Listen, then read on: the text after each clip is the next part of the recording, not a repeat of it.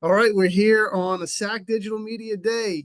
Head coach's interview with Doug Socha from Lenoir-Rhyne, ready to talk some Bears football today. Coach, thanks for some time. Jay-Z, thank you, man. Great to see you.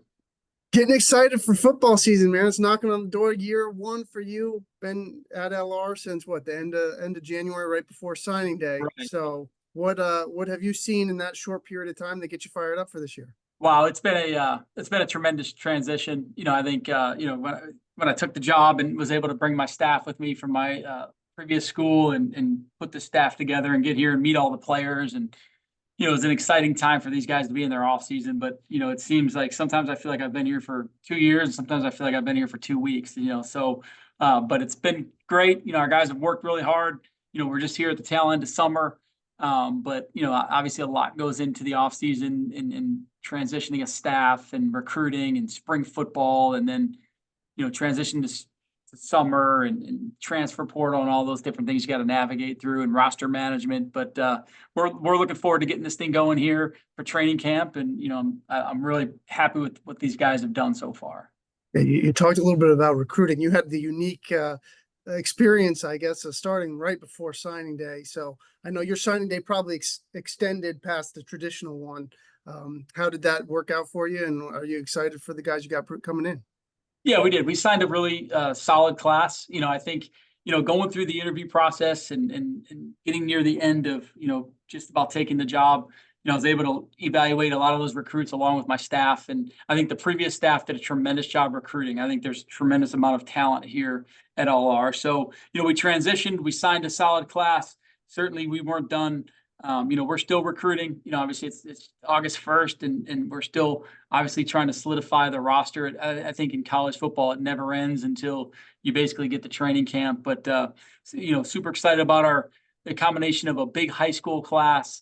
I think the right transfers we were able to get, for the key spots. But super excited about the guys that are coming. LR is synonymous with success in the South Atlantic Conference. You guys have won 8 championships since 2011 in the league. Also, you're going to be picked to finish first again this year. Is it good to have that kind of bullseye target on your back, especially being a new coach, or those high expectations are tough sometimes?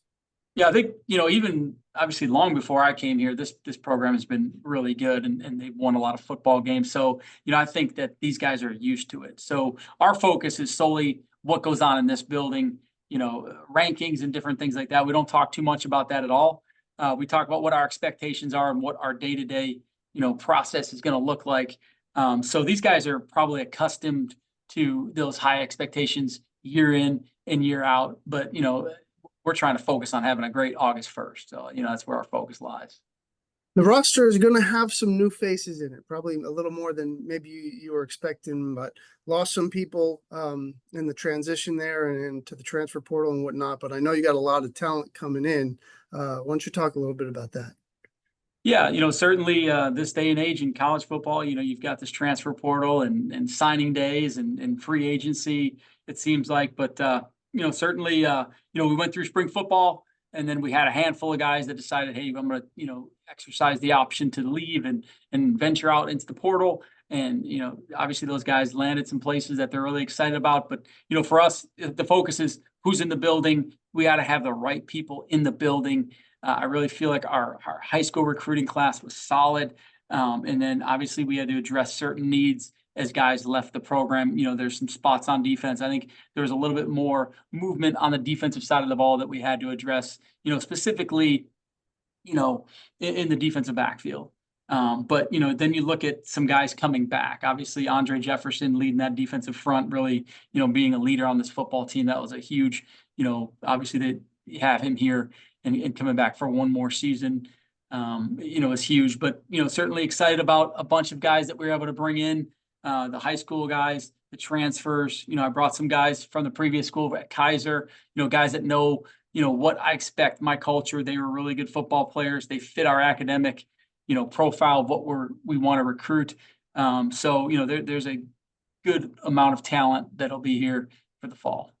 Yeah, I'm sure there's a lot of people within the SAC at other schools that were hoping they wouldn't see Andre Jefferson on that roster when it when it got refreshed Tell me a little bit about him. I know he's got some pro looks and has really had a great career. What have you seen from him in your time? The one thing that stands out, the kid just loves football. So, he's a really good student. He just graduated. He's entering grad school. But, the way he practices, the way he handles himself on a day-to-day basis, when you can have your best player being one of your best workers, now you've got something going because everyone's going to look at him as the player and then they see how he works. So he's been tremendous in the weight room. He's been great on the field, working out, this summer and obviously spring football. But we're super happy to have him here, and I'm sure there were some guys in our conference that was hoping that he was going to move on. But as far as the NFL looks, he was just named to a watch list. We probably talked to about 18 NFL teams in the last 72 hours that have reached out because they saw that. I think he was already on the radar. We had some scouts come through for senior running day, spring day, this past spring in March. But certainly he's just got to be himself and he's got to stay healthy and work really hard. And, he's been a dominant force and he's got to just do it again. And then what's beyond that, is really within his control as long as he continues to dominate. You got a lot of guys on the offensive side of the ball that are playmakers. You got some wideouts that, went crazy in the postseason. I think about Songa Yates, who had some 3 touchdown games. You got Diari Rogers, who's a threat, both in the return game and the receiving game. And you may have one of the most interesting running backs with Xavier Turner-Knox. Kind of was a backup last year, but man, every time he got the ball, he made something happen. Talk a little bit about the playmakers you got on offense. Yeah, we're blessed to have these guys, and we look around and there's going to be a lot of competition. I think we had a staff meeting earlier today and we talked about just the competition at wideout, and then obviously within in the backfield as well. You got Turner Knox, who's been tremendous. He really won the job in the spring. He's a workhorse. He's probably emerging as one of our top leaders. So he's a forceful guy in the locker room, and he's influential and does really everything we ask him to do. But certainly, Songa Yates, Diari Rogers, Dom Marshall. There's some younger guys coming. We've got a transfer wide receiver that's here. There's some guys that stood out in the spring. The quarterbacks are going to have plenty of guys to throw it to, not to discount our tight end room. You got John Godwin, who's back as a multiple year starter, tough guy. Tight ends are going to be big in our offense. You've got some guys that emerged in the spring. Malik Simmons coming off an injury. He's got a chance to be a guy, was a freshman player of the year a few years ago and has a lot of abilities coming back from an injury, but he looks pretty good right now. Tate O'Brien, Aiden Hellman in the tight end room. There's some guys. I'm sure I'm missing somebody, but there's not a shortage of playmakers. We just got to come together as a team, and we'll have a good chance to be pretty good. You guys are going to be starting before you know it, right? First game Right. is just right around the corner. You got a lot of home games this season, a couple in the non-conference.